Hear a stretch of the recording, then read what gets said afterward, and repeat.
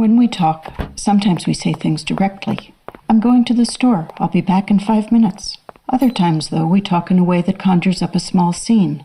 It's raining cats and dogs out, we say, or I was waiting for the other shoe to drop.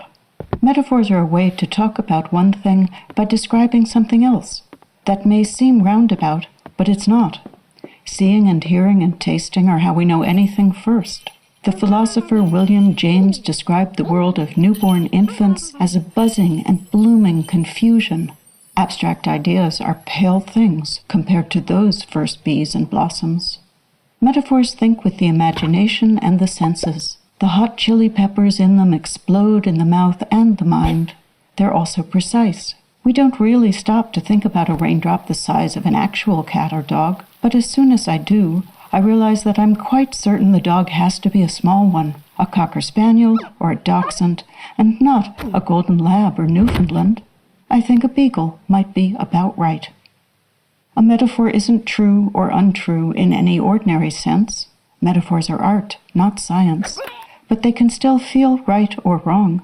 A metaphor that isn't good leaves you confused. You know what it means to feel like a square wheel, but not what it's like to be tired as a whale. There's a paradox to metaphors. They almost always say things that aren't true. If you say, there's an elephant in the room, there isn't an actual one looking for the peanut dish on the table. Metaphors get under your skin by ghosting right past the logical mind. Plus, we're used to thinking in images. Every night we dream impossible things, and when we wake up, that way of thinking's still in us. We take off our dream shoes and button ourselves into our lives. Some metaphors include the words like or as, sweet as honey, strong as a tree. Those are called similes. A simile is a metaphor that admits it's making a comparison. Similes tend to make you think. Metaphors let you feel things directly. Take Shakespeare's famous metaphor, all the world's a stage. The world is like a stage, just seems thinner and more boring. Metaphors can also live in verbs. Emily Dickinson begins a poem, I saw no way the heavens were stitched. And we know instantly what it would feel like if the sky were a fabric sewn shut. They can live in adjectives too. Still waters run deep, we say of someone quiet and thoughtful, and the deep matters as much as the stillness and the water do. One of the clearest places to find good metaphors is in poems. Take this haiku by the 18th century Japanese poet Issa. On a branch floating down river, a cricket singing. The first way to meet a metaphor is just to see the world through its eyes. An insect sings from a branch passing by in the middle of the river. Even as you see that, though, some part of you recognizes in the image a small portrait of what it's like to live in this world of change and time.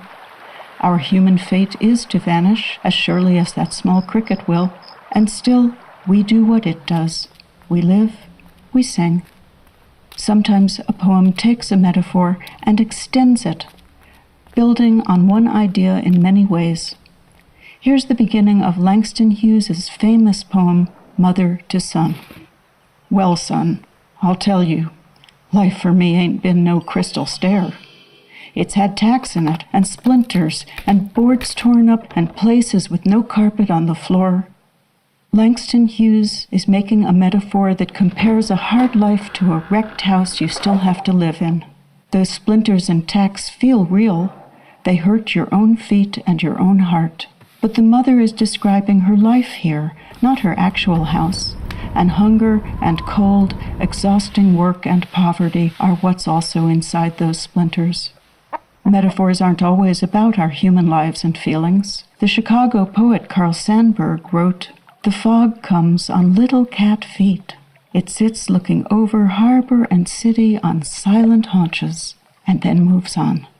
The comparison here is simple. Fog is being described as a cat. But a good metaphor isn't a puzzle or a way to convey hidden meanings. It's a way to let you feel and know something differently. No one who's heard this poem forgets it. You see fog, and there's a small gray cat nearby. Metaphors give words a way to go beyond their own meaning. They're handles on the door of what we can know and of what we can imagine. Each door leads to some new house and some new world that only that one handle can open. What's amazing is this: by making a handle, you can make a world.